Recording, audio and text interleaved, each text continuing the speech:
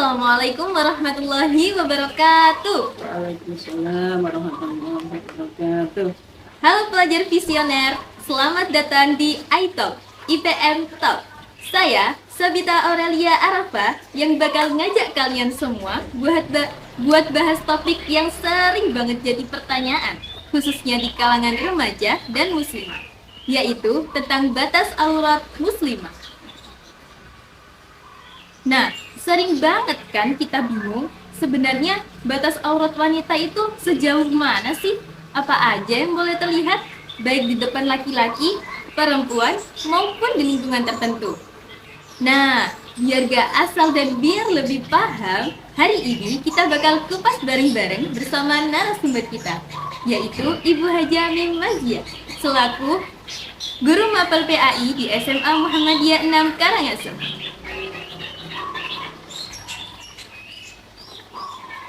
Nah, sebelumnya nih Bu, Iya. apa sih pengertian aurat dalam Islam dan mengapa aurat itu penting sekali untuk dijaga? Iya.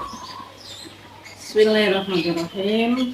Terima kasih kepada anak-anakku pada siang ini atau pada pagi ini. Anak-anak telah menanyakan langsung kepada ibu tentang aurat dan hukum daripada membuka aurat, khususnya kepada wanita-wanita muslimah. Kita batasi pada wanita-wanita muslimah aja ya.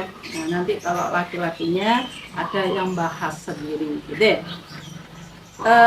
Makna daripada aurat, ya, aurat ya di dalam istilah di dalam syariat ada dua pengertian, ya. Yang pertama, ma haramallahu kasfuhu wa nadruhu alaihi, yang punya makna bahwa apa-apa yang diharamkan oleh Allah ya untuk dibukanya atau untuk dilihatnya.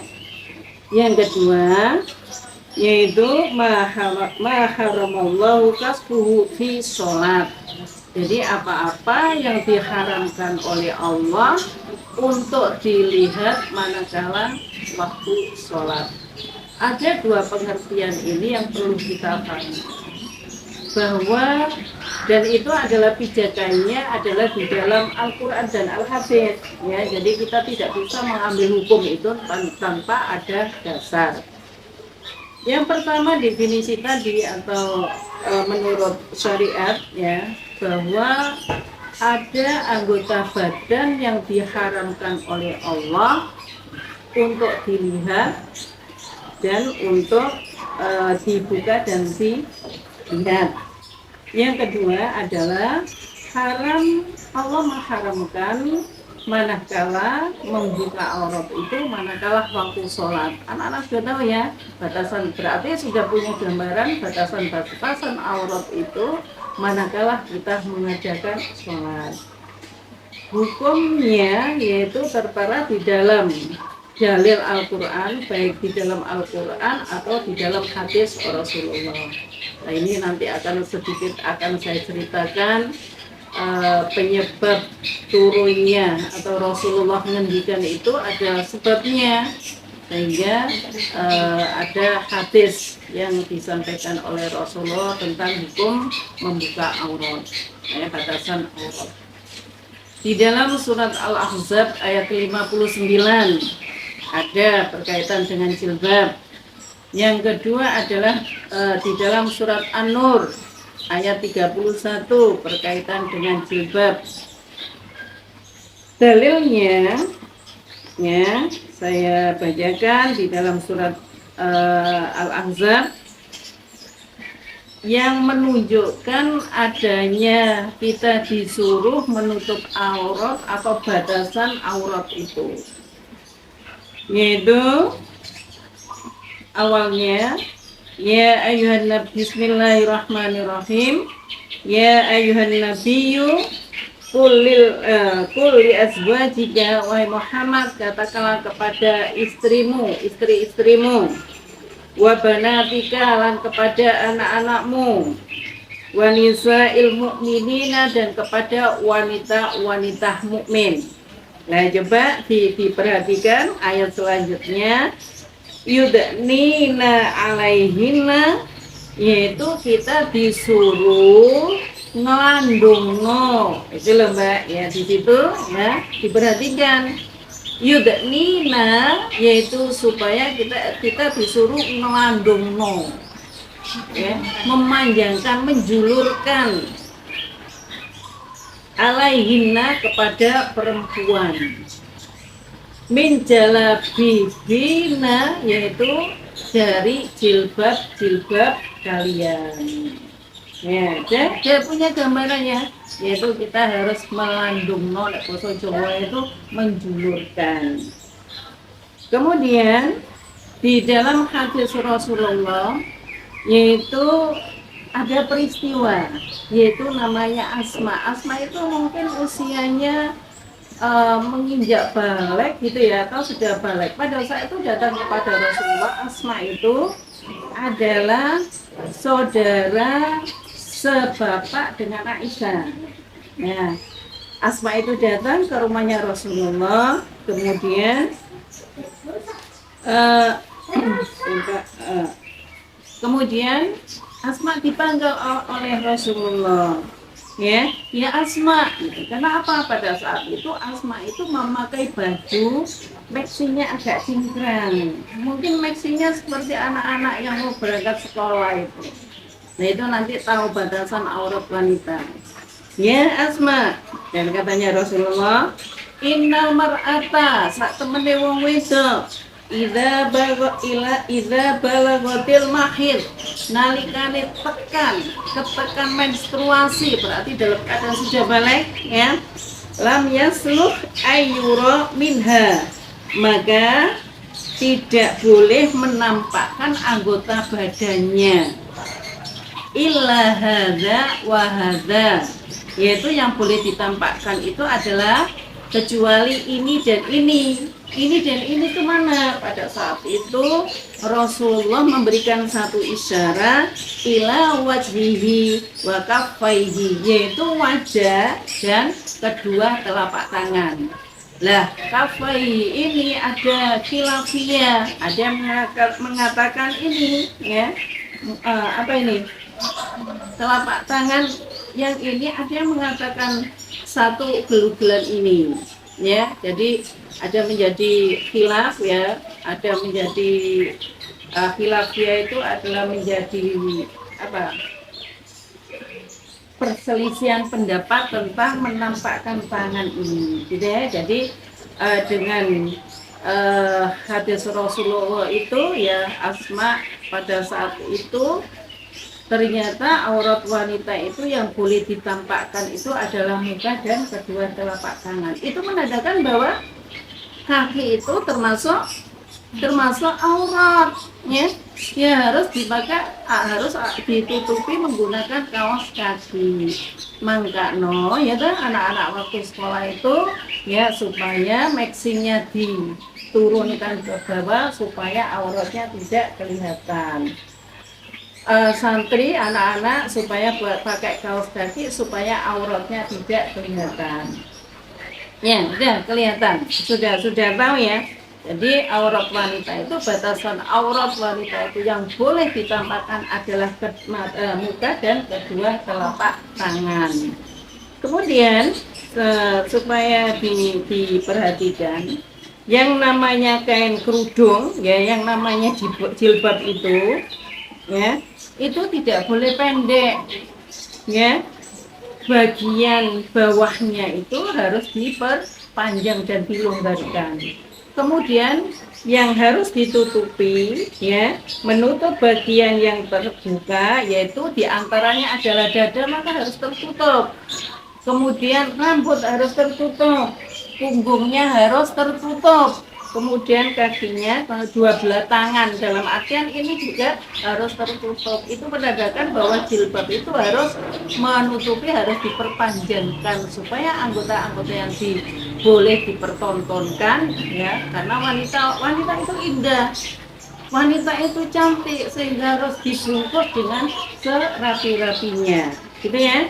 Nah, kemudian selanjutnya, pertanyaan selanjutnya, Mengapa aurat itu penting? Iya. Sebenarnya wanita itu adalah merupakan mahkota dan satu kehormatan. Semakin wanita itu terjaga, maka dia semakin tinggi derajatnya. Pada zaman Rasulullah itu, kenapa zaman Rasulullah itu dinamakan jahiliyah? Karena pada zaman dahulu itu, wanita itu adalah bisa menjadi warisan sampai segitu. Kemudian pergaulannya laki-laki dan perempuan pada zaman Rasulullah itu sangat berbeda, sangat beda sekali. Bahkan di dalam perhiasan wanita itu, di dalam Islam itu sudah ada aturannya. Sampai tidak boleh ya membunyikan lonceng di kakinya itu, namanya bingle itu, wanita tidak diperbolehkan. Boleh berhias tetapi harus disembunyikan, dalam artian mana saja yang boleh dipertontonkan itu sudah ada di dalam syariat Islam. Jadi begini, Allah telah menetapkan syariat Islam itu sebenarnya berfungsi kepada manusia itu sendiri. Di dalam akhir ayat itu ya dinyatakan bahwa jadi kalau ada ayat larangan, perintah itu coba diperhatikan akhir ayatnya. Di dalam surat Al-Ahzab itu ya, akhir ayatnya itu ada wadzalika ayyurafna. Yang demikian itu supaya ya wanita itu mudah untuk dikenal ya, yaitu menjaga kehormatan husbandnya. Allah itu telah menjaga kehormatan wanita ya, wanita-wanita muslimah itu supaya terjaga. Wala yu'zaini, maka jangan sampai terjadi ada pelecehan terhadap wanita. Nah, akhir ayat itulah rahasia Allah kenapa di dalam ayat-ayat itu biasanya diakhiri dengan satu kenikmatan, kemudian satu endingnya itu adalah sangat-sangat baik sekali. Nah, itu yang harus kita pahami. Kenapa Allah melarang untuk menutup aurat? Ternyata endingnya adalah dalam rangka untuk menjaga kehormatan wanita.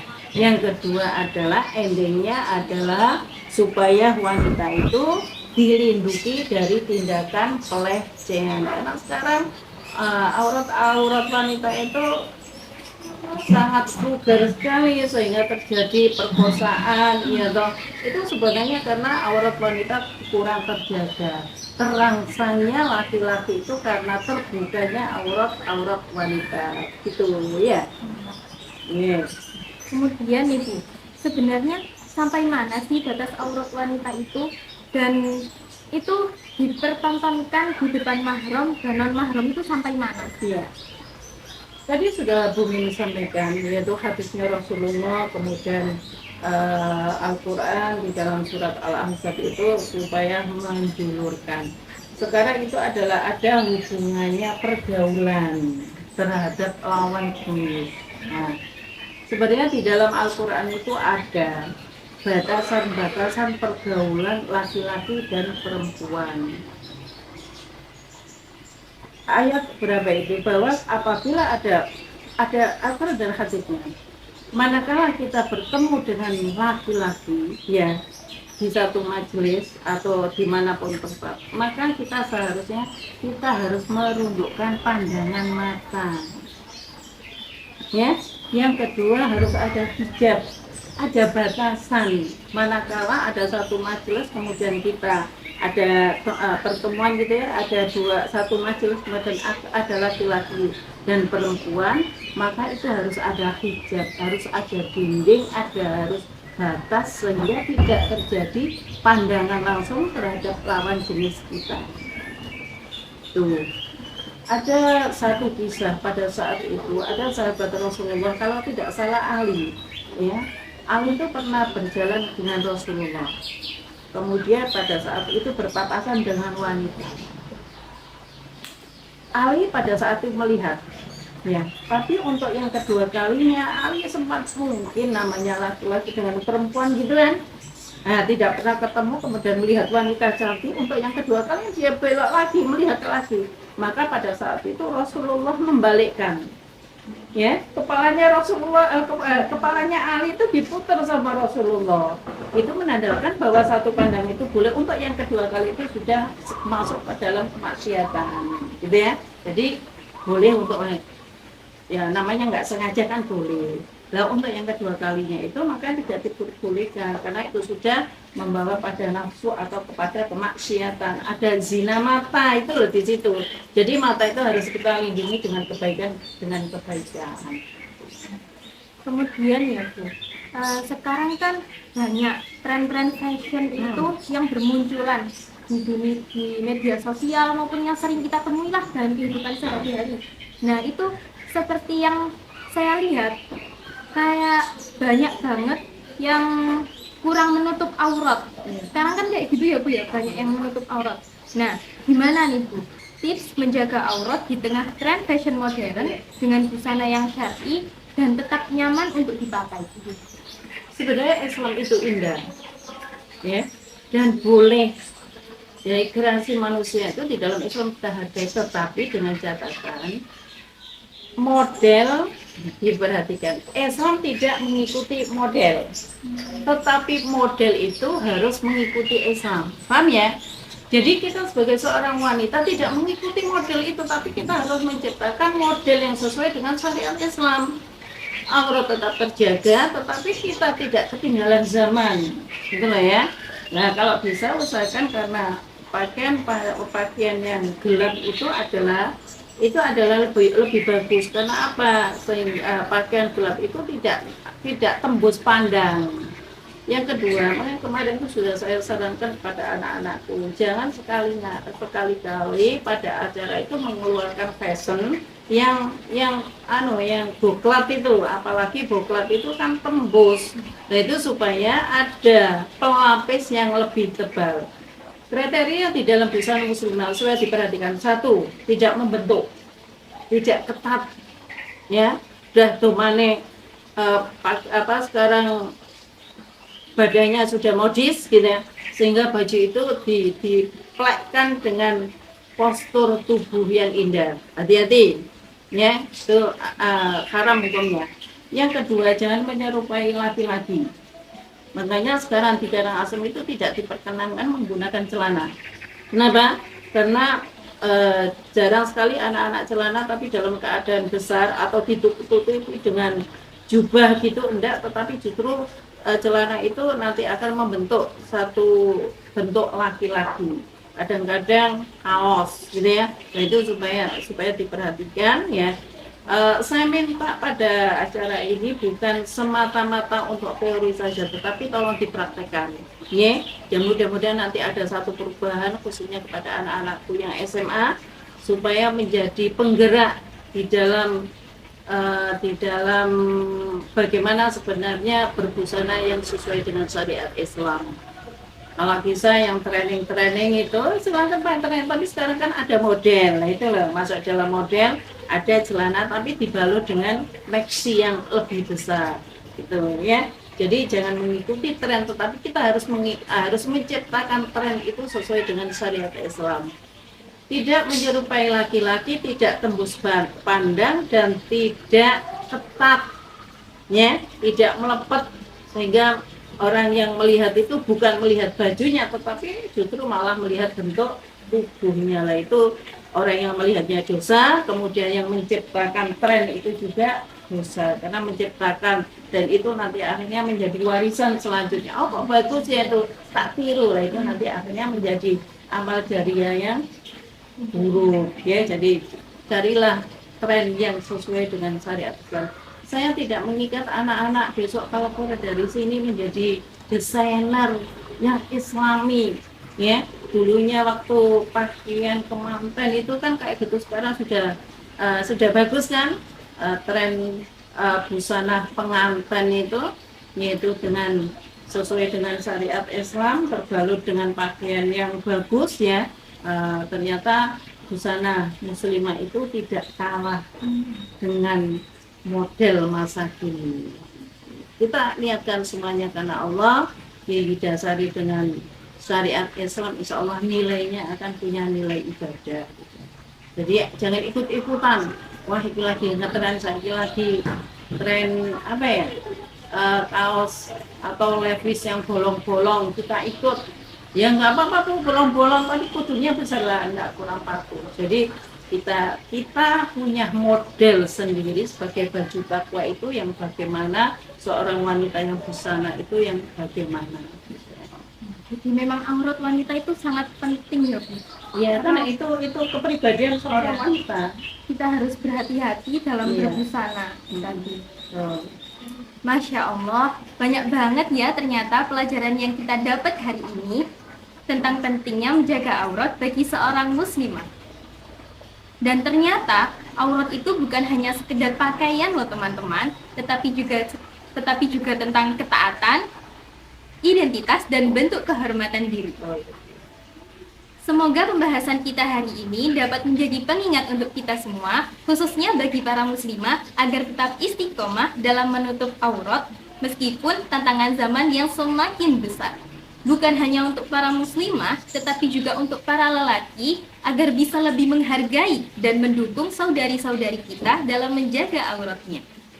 Terima kasih untuk narasumber yang telah meluangkan waktu dan telah memberikan ilmunya kepada kita. Dan untuk kalian semua pelajar visioner yang telah menjadi pendengar setia dalam acara iTalk ini. Jangan lupa share episode ini ke teman-teman kalian ya, agar mereka mendapat pencerahan. Sampai ketemu lagi di episode selanjutnya dengan tema yang tak akan kalah menarik. Wassalamualaikum warahmatullahi wabarakatuh. Malah bagus.